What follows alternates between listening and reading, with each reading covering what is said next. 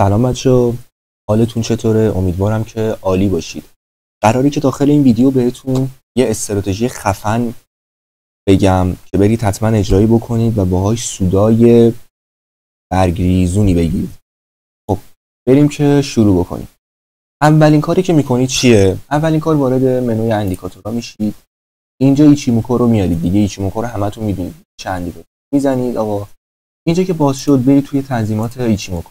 حالا این تنظیمات اینجا رو به این شکل در میارید، یعنی اولی 9 پایین 10 52 26. این از این. حالا میری توی منوی استایل فقط بیسلاین رو میذاری بمونه، این پلوت بک‌گراند همینا رو میذاری تیکش بمونه، بقیه رو خاموش میکنید. اوکی. خب میری توی تایم فریم 1 دقیقه. این استراتژی مخصوص تک تایم فریم 1 دقیقه است، یعنی اونایی که میخوان فاست اسکلپ بزنن، تیپی 1 به 2 1 به 3 بزنن، این به درد اونا میخوره. خب ببینید بچه‌ها، ما خب وقتی کندلامون زیر این ابرای قرمزن دنبال سلیم. اوکی. وقتی ابر قرمز رو رد میکنن دنبال باین. این از این، یعنی این از ابرای قرمز و سبز. حالا این خطه به چه دردمون میخوره؟ حالا ببینید، من بذارید این خطای این داره یکم پررنگش کنم شما هم ببینید. خب ببینید بچه‌ها، الان اینجا خب اینجا رو میبینید، من تو این با این محوطه کار دارم. الان ببینید اینجا اومده دوباره زیر ابر قرمز، خب اومده این خط بیسلاین رو شکونده، یعنی اینجا اومده بالاش کلوز بده ولی نتونسته بمونه، دوباره محکم برگشته پایین و این بیسلاینمون که از همه مهمتره رو شکونده. ما میتونیم اینجا وارد معامله سل بشیم، یعنی من میتونم اینجا وارد معامله سل شم، استاپ لاس اینجا و یه دونه تی پی 3 میتونستم ازش بگیرم. حالا من دومین معامله‌مو کجا میتونستم بزنم؟ ببینید وقتی که میشونه میاد هر پولبکی به بیسلاین، یعنی ممکنه بیاد بیسلاین رو الکی بشکونه فیک، خب و این اکثر شکست‌ها فیک در میاد، مثل این شکست. ببین فیک شد و بعدش ریخت و ما میتونستیم دوباره با این کندلای شوتینگ استار وارد معامله سل بشیم. اوکی. و یه تیپی 3 دیگه هم همینجا بگیریم، یعنی در واقع ما یه تیپی 6 راحت میتونستیم بگیریم از این پوزیشن‌ها. بعد دوباره ببین اینجا به خیلی پولبک خوبی هم بهت داده، یعنی بازم میتونستی اینجا یه پوزیشن دیگه بزنی، یه دونه مثلا حالا 1 به 2 میتونستی راحت بگیری.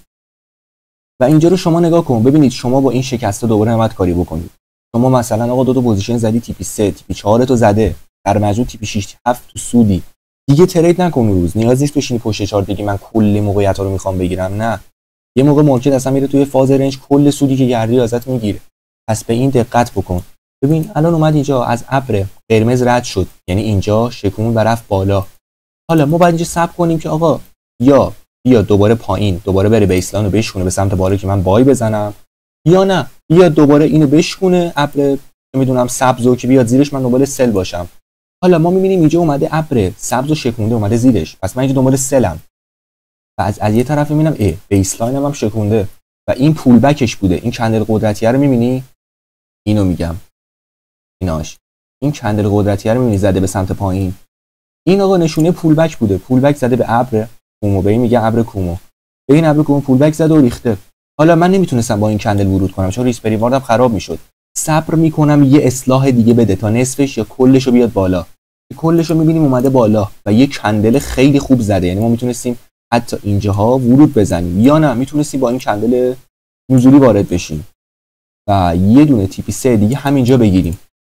من بهتون چی گفتم هر شکستی که بیسلاین باشه، یعنی بیاد پایین بیسلاین رو دوباره بشکونه، فیک به نظر میاد و ما اینجا باید دنبال پوزیشن سل باشیم. اینجا دوباره میتونستیم سلر باشیم.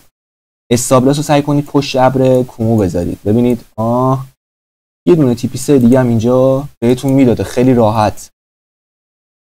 آقا امیدوارم که برید بترکونید با این استراتژی که بهتون یاد دادم و سودای خفنی رو بکنید.